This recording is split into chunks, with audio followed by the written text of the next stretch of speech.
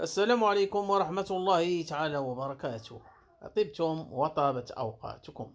نزول أطلسي بداية من نهاية الأسبوع المقبل، وتحديدا اليوم 14 من أكتوبر إن شاء الله.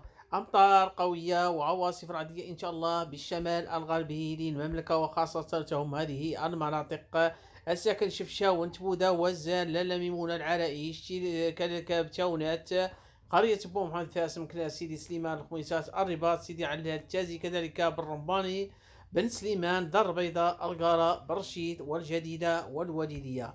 لكن هذه التوقعات تبقى بعيدة المدى وغير ثابتة. والآن نتابع التوقعات قريبة المدى بخصوص يوم غد الجمعة إن شاء الله، حيث تشهد بلادنا إن شاء الله أجواء صافية مرصع من الأجواء العليا بوسط البلاد، كما تهم كذلك سحب منخفضة السواحل الأطلسية الشمالية مع تشكل كتل الضباب، وذلك على الواجهة الأطلسية إن شاء الله، وبأقصى الشمال على الواجهة المتوسطية. وبخصوص توقعات يوم 7 أكتوبر إن شاء الله، سماء قليل السحب إلى غائمة شمال الأقاليم من الجنوبية، وكذلك بالسهول المتوسطية والسواحل الأطلسية، فضلا عن مرور سحب منخفضة بأقصى الشمال. ويحتمل بإذن الله يوم الأحد 8 أكتوبر أن تكون الأجواء صافية مع انخفاض في درجة الحرارة. أما بخصوص يوم الاثنين 9 أكتوبر إن شاء الله، أجواء صافية على العموم. جبهة ممطر إن شاء الله تهم بلادنا كما ذكرنا ابتداء من نهاية الأسبوع المقبل. أما بخصوص الثلاثاء، يرتقى بمشيئة تتغمم السماء تدريجيا بداية من الشمال الغربي للبلاد، مرور سحب كثيفة إن شاء الله شمال أقاليمنا الجنوبية.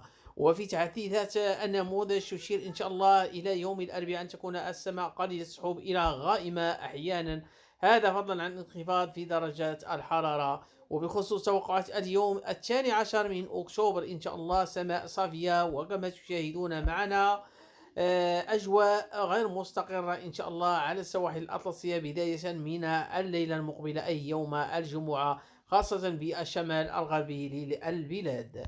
وفي توقعات يوم الجمعة خلال الليل إن شاء الله كما تشاهدون، تتغمم السماء تدريجيا بداية من الشمال الغربي للبلاد، لتهم بعد ذلك باقي المناطق المجاورة.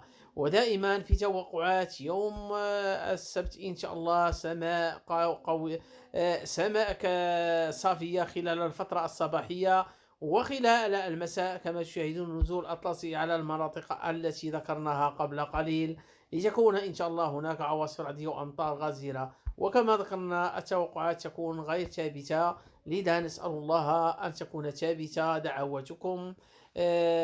مهم الإخوان الله يرحمنا، وتنشكركم على المتابعة، وما تنسوش الاشتراك في القناة، دعمونا باللايك، بارك الله فيكم.